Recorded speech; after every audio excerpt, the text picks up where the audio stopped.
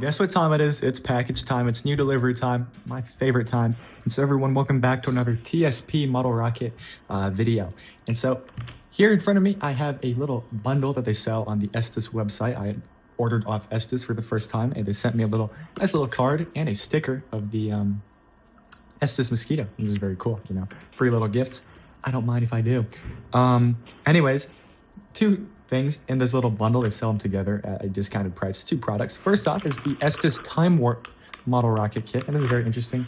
And we have a mystery box here. So what is it? Well, where's my knife? If we can find that, that would help. Here we go. Let's pop it open and see. Why don't we? You know, some suspense here. Guys, what can it be? Make a guess. Is it a... Okay, box. Is it a... Well, I don't really know what it could possibly be. Oh!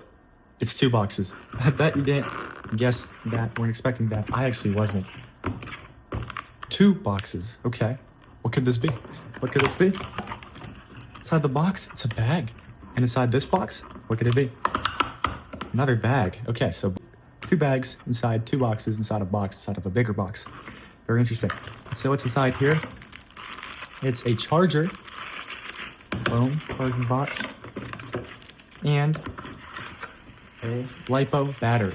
That's right, LiPo battery. Boom. Now, if you guys aren't aware, the Estes Per Series 2 launch controller, it by default uses 6 C batteries, but it also has a port for a LiPo battery.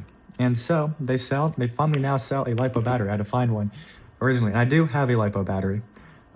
It's quite similar to this one. It's a different brand. This one's a little bit chunkier, actually. It's slightly different. But looking at all of these things, 800 megaamp hours, I believe 3-cell, 11.1 volt LiPo, all about the same, except this is 50C. The other one is, the one that I have is 40C, but it's not going to make it any much of a difference. But these LiPo batteries put out way more voltage than C batteries, and that allows you to do more things with the Estes launch controller. It ensures that, you know, you're more likely or less likely to have a misfire. It allows you to use composite motors, and it allows you to launch composite rockets. And so that is why they bundle this kit right here with this LiPo battery and LiPo battery charger. This is the Estes Timewarp, and this is a cluster rocket. And if you're unfamiliar with cluster rockets, cluster rockets essentially means they have, well, more than one motor that's ignited at the same time. And so to ensure there's no misfire, right, you obviously want as much voltage as possible. Make sure all the igniters go off so all the motors go off. And so that's why you're highly recommended to have a LiPo battery. And I believe that's why they bundled it, because Estes has sold cluster rockets in the past. And presently, I bought one. It's called the Estes Sidekick. It's like two rockets kind of like strapped together pretty much, and it's a 2-motor cluster. But this is, I believe, the only 3-motor cluster Estes is selling now. And so, yes, I do already have a LiPo battery, but buying the two together as a bundle gives a pretty good discount, and that like slight extra price was able to push my order over $100. So I got free shipping, so it's like, it's cheaper if I just got this. And so I'm not going to complain to have a spare, and I can do a little review. And it comes with a charger for the LiPo battery, which all together, nice, very simple. It has like the Estes branding, but I'm sure they didn't actually produce these. They probably just bought this stuff and, you know, put a sticker on there. But again, I'm not going to complain about a spare, but it's a LiPo battery. What more can you complain? I believe this one's very simple. It seems to not have a storage charge, but so I think it just like lights up to show when each cell is charged up. So that's pretty simple. Now, enough about the battery. Let's take a look at this rocket kit. So it uses the 11-12 millimeter, the Estes Mini motors, 3 of them, and with A10 3Ts, it goes up to 500 feet. So it's fairly high, Now, let's open this guy up and see what's included all together.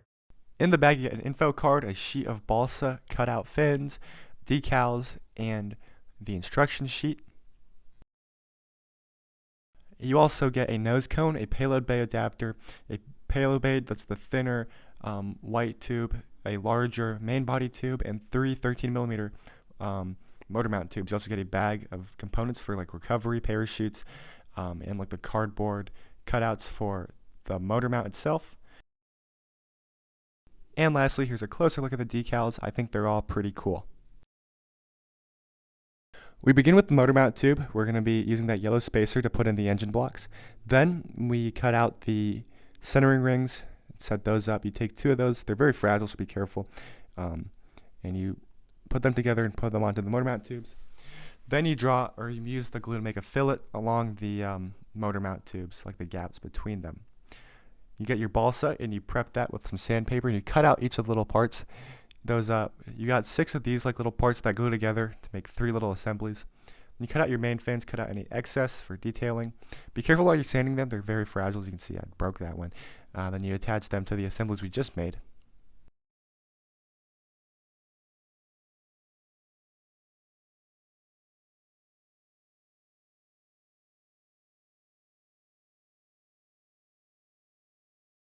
Now you cut up these upper fins, canards, sort of thing, their little design thing. Sand those down. Next thing, we put some glue inside the main body tube to attach the motor mount, like so. Now we're cutting out this paper guide. You attach that to the rocket body. Use it to draw some lines for alignment. You just put it up against like a door edge serve as a straight line. Now that you have lines to center the fins, you attach the fins onto the motor mount tubes and onto the main body tube. Sand everything down, make sure it's all nice and smooth. Then we're going to set up the payload bay. Lastly, we set up the recovery. It comes with a purple plastic shot cord attachment point and a 15-inch parachute, which we tie to the bottom of the payload bay adapter.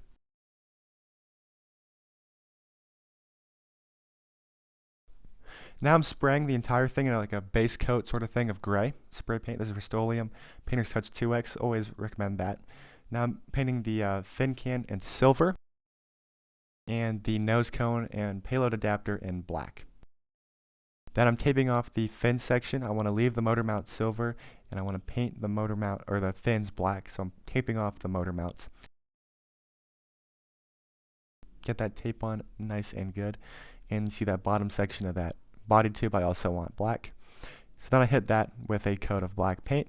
Goes on nice. Last thing, of course, is taking off all the tape and seeing our finished product. Actually, this time I was able to tape and get things pretty well. Not much bleeding there, so I'm pretty happy with that. Lastly, we're cutting out the decals.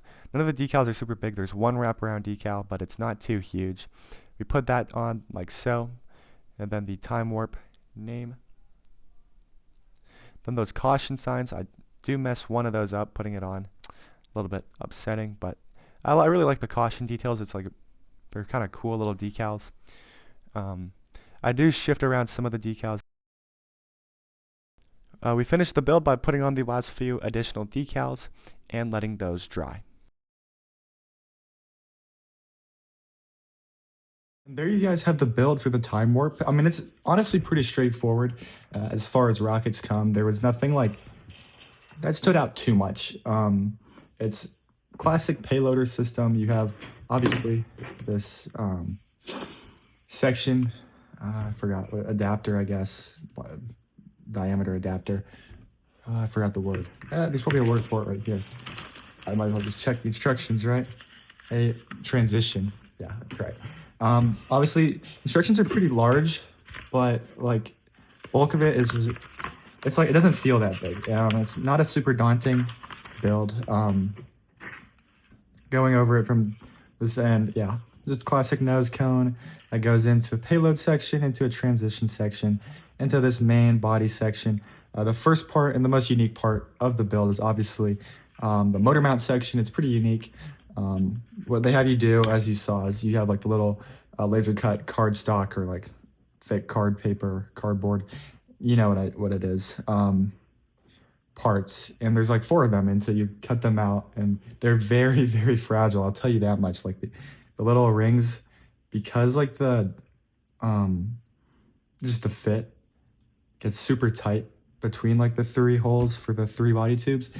It is very fragile, but luckily they have you glue two of them together to be one piece. So you end up with like two rings, and then you just you glue the two, or no, sorry, the three motor mount tubes together with the centering rings, and you get that full assembly. And then you have the fins, and the fins, as you can see, they have a cool design. There's like the main fin part. They're very fragile with just like how small this gap is.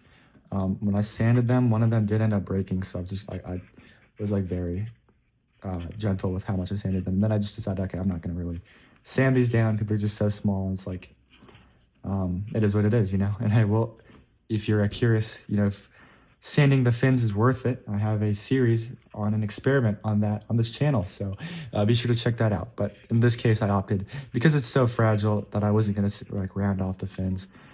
We'll see, you know, if that really affects it.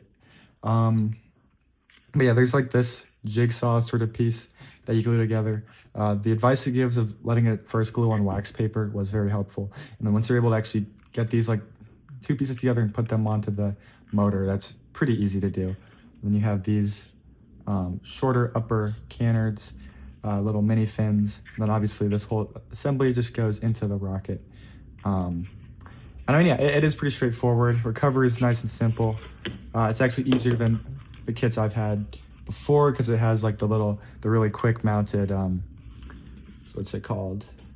Shock cord holder. It's like the little plastic one. Can you see it in there? Not really, but you can see the fin profile or the motor mount profile in there. It's kind of cool. All right. The 3 hole instead of the 1.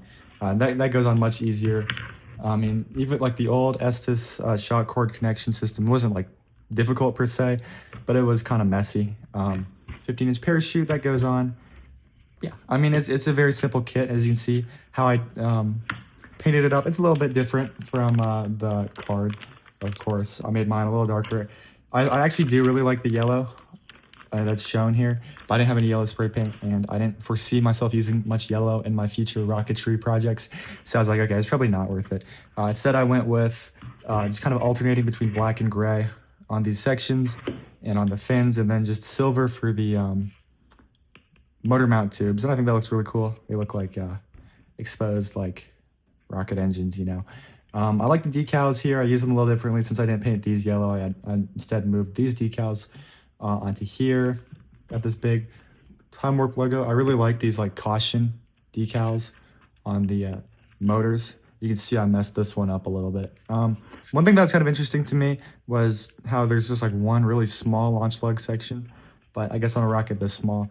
I mean, you're going to be kind of having like a lot of thrust initially with the motors that you can use, because it can only use the tiny motors. So the motors that it's recommended, like A10, 3T, you're getting 30 newtons of average thrust. So it's high thrust, really low burn time on this rocket as a whole. So, I mean, it should be fine. It should be getting up to a pretty fast speed. So, like one launch lug is probably fine. And yeah, that's the Estes Timewarp. Yeah, I don't know if I mentioned there is payload space. You can put an altimeter in here. You know, it's like the little hook on this nose cone, so you can hang the Estes altimeter there. But yeah, it's a nice, pretty simple kit. You know, no issues building it, and it's quite cool and unique. So now I'm gonna show you guys the charging and the setup of these batteries. I'll tell you what, it's pretty intuitive. I've looked at it. And then I'm going to show you how I'm going to cluster these motors together on the igniters. And then we're going to see a launch in, you know, you're going to get all the camera angles that I do on this channel. You know, like we have the main cam, we have the launch pad cam with the 360 camera where it like tracks it going all the way up. So keep on watching for that. And yeah, that was the build and the design.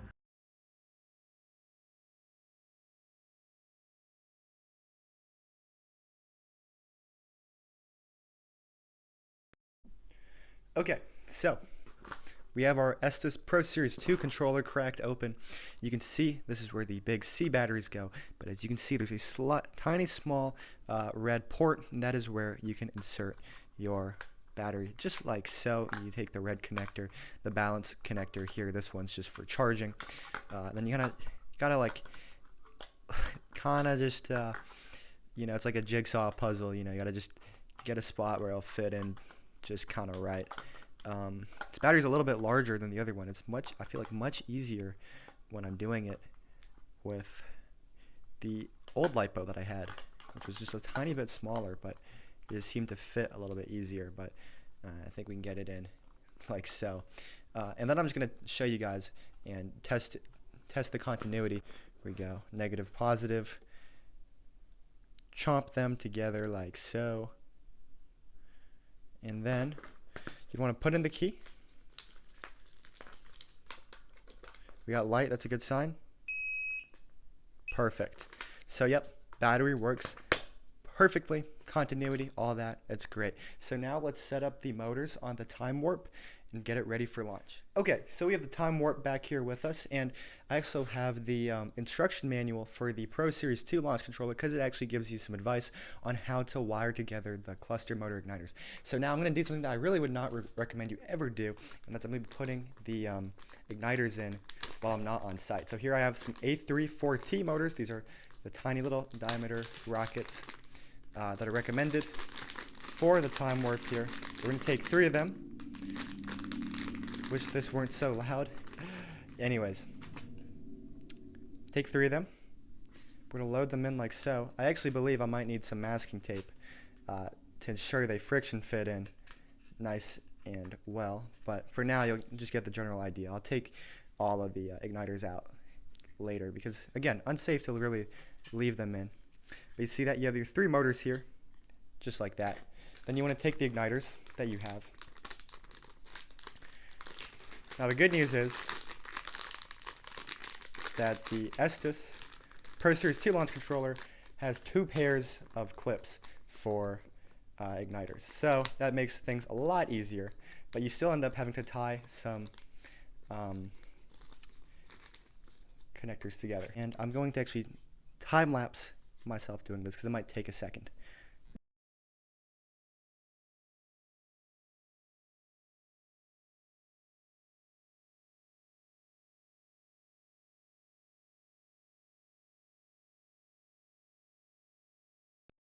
Okay, so I have the leads all set up, and the igniters all set up. Again, safety first. I'm going to be taking these all out because I'm launching tomorrow, not tonight. So I'd rather not sleep with a bunch of loaded rocket motors in my room. Even if these are really tiny rocket motors, it's still better to be safe than sorry.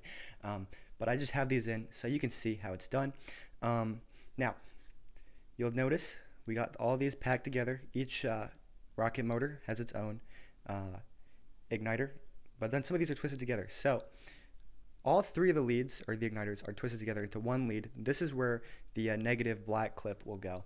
The reason you have all 3 of them going onto one lead is just to help ensure that, say, the circuit doesn't work on the launch controller, none of these will go off. None of these motors will go off because there just won't be a complete circuit for any of these motors. So that just helps reduce the chance of failure. And then you have two of the wires on this side twisted together. Honestly, I feel like I could probably get all 3 twisted together, but I'm just following the recommendation here, which is probably for larger rockets. But either way, so you have 2 of these leads twisted together, and this will connect to a red clip, and then you have one by itself, and that will also connect to a red clip. And then you obviously attach red clip here, black clip here, and launch as usual. And so speaking of launching as usual, guys, now that we have the Timewarp all set up, or I'll have to reset it back up.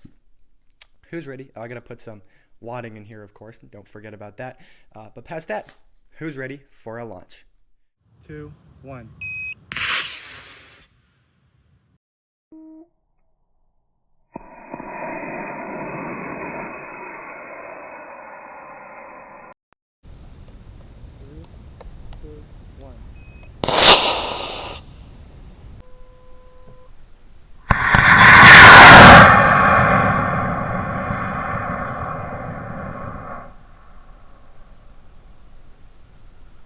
Three, two, one.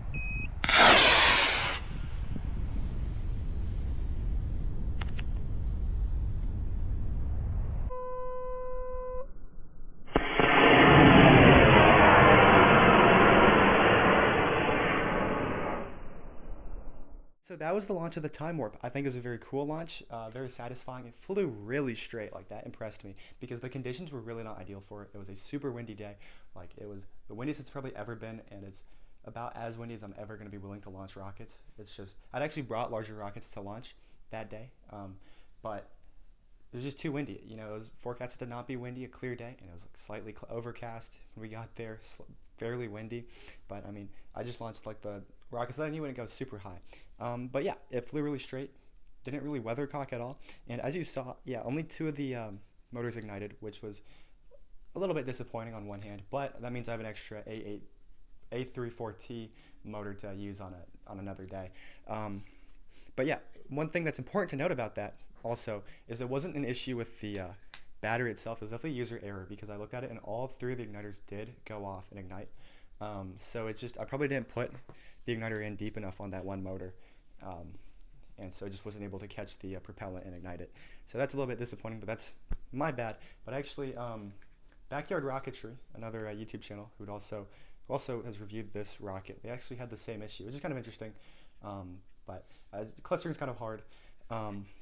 Anyways, even with only two of the motors going off, it still flew really straight. And that makes sense with how close together this cluster is and how small the motors are. And especially with two motors that are just like one, the thrust is still like fairly close to the center of gravity, so the thrust isn't super uneven. And so with like small motors like that, it's not going to be an issue. I mean, it can be a bigger issue with like a larger cluster rocket, but for one like this, which uses the tiny motors, it didn't have really any negative effect on the flight besides maybe the peak altitude. But that actually kind of saved me that day because it drifted quite a bit. In fact, it was like 10 yards away from the tree line, and usually this is we have a very large field for launching. Like I've recovered like pretty thin 3-stage rockets before, so a rocket like this one, which isn't designed to go too high, drifting that far, not great. And I think part of it is the parachute's 15 inches, which for a rocket this big, it's a little bit overkill, I'd say. So what I did was I cut the a spill hole in the parachute, this circle right here, and I think, yeah, that part saved me as well from losing this really awesome looking rocket. I'm very happy with this. As for the batteries itself, very simple battery charger, you plug it in, it works. This battery actually holds its charge very well after I used it to ignite 6 igniters that day, and I plugged it back in afterwards, and it actually still lit up green as if it was fully charged. So can't complain about that. Holds its charge very well. No way to like give it a balance charge or like a storage charge with this charger, but that's this one's simple. So you kind of like, do you want a more advanced charger that can do more with it, or do you want just simple stuff that you just plug it in and it works just like that? You tell me. That's personal preference, but it definitely is a good bundle. Yeah, this whole bundle, I think it's pretty good value. It's pricey. It was $55. But this sort of LiPo battery, a 3-cell, 800 mega amp hour charger like this, or battery like this, they usually run for about $15. A charger like this also runs about $15, so $30. On Estes, it's like $35 to get these two by themselves. And then you source them from Amazon, they end up being like $30. This rocket's obviously $35, so I mean, you'd be spending $65, $70. But if you get the bundle, you get it's $55. That's a little bit better. It's a good deal. Always nice to have a spare LiPo because these are really helpful. I would always recommend these if you use the Pro Series launch controller because it really opens up the options. Like 6 C batteries is already like $20. It's like close to the price of a LiPo battery, or if not more. And this you can always recharge, but the C batteries, you'd have to keep replacing once they run out of charge. And these release more amperage, so you can use them on clusters like this more reliably.